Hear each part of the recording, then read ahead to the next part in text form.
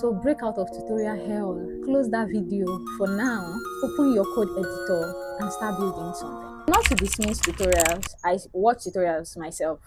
I still watch tutorials and I make tutorials as well. So I'm not dismissing them. They are great for guidance, but they can't be a substitute for hands-on practice. The key to using tutorials is to take what you have learned and apply it. Build your own project, even if it's something simple that uses the concept from that tutorial, and try to figure out things on your own. So break out of tutorial hell, close that video for now, open your code editor and start building something. Errors used to scare me. Every time I see a red wall or a red line of text in my console or in my terminal, it felt like I had failed. Why is the whole world against me? But this is what I've learned. Errors are not your enemies. Think of them as clues. They are not there to stop you, they are there to guide you, to know what the problem is. So take out your time to read and understand your errors. Most of the time, they will tell you exactly what went wrong. And if they don't, they will at least point you in the right direction of what went wrong. If you don't understand the error, go on Google, search for it. Someone else has probably encountered that error before. And also, don't forget that debugging is not about just fixing an error. It's not that you paste your code to ChatGPT and ChatGPT will help you to correct it and that's about it. No, you have to understand why that error occurred, how it was resolved. Don't just copy and paste the solution, understand the solution as well. And just for more clarity, resources like Stack Overflow, like ChatGPT, they are very useful. But as I grow in my career, I'm learning that nothing beats the official documentation. I had an issue with, I don't know, was it Reactable or something? I can't remember the two. And I kept going on Stack Overflow, asking ChatGPT. And meanwhile, there was already an update to the documentation. I just had to look at the documentation. Everyone learns differently. Understand your unique learning style. For me, documentation can be a bit overwhelming at first. There are so many technical terms, so many technical jargon everywhere. So it can be a bit overwhelming for me, especially if I don't have an underlying knowledge of the concept of the tool or whatever it is. So what works best for me is getting a quick video at first or an article. So I start with that and then I move on to the documentation. That's just my pattern. It might be different for you. So you have to understand your learning pattern and use it efficiently for yourself.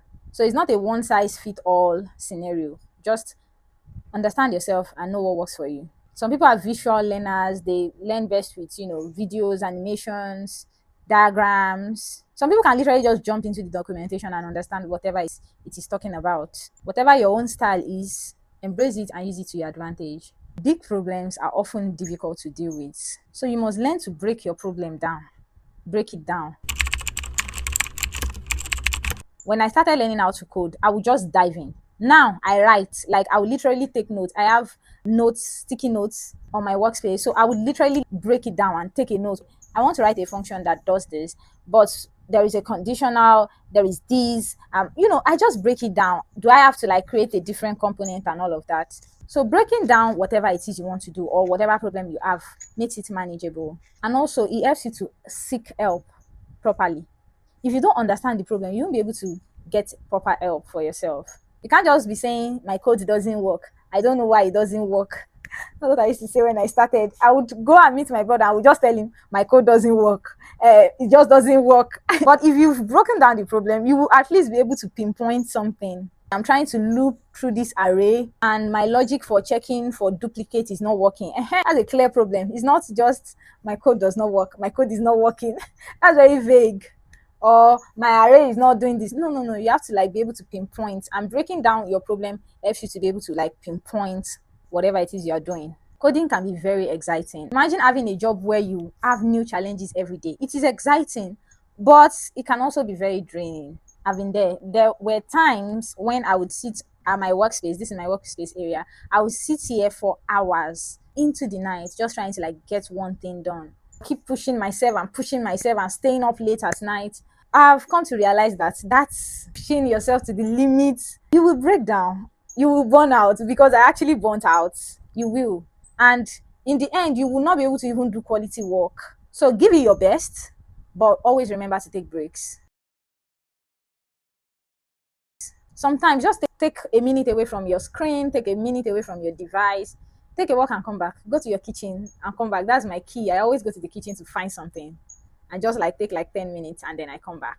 The truth is, our brains are not designed to work non-stop. We are not machines. So always listen to your body, prioritize your health. Breaks are a part of the process. They are not a setback. They are a part of the process. So that's about it on this video. If you're into tech, you have an interest in coding, why are you not yet subscribed to this channel? Why? Please like and comment and subscribe and turn on notifications. See you in my next video. Bye.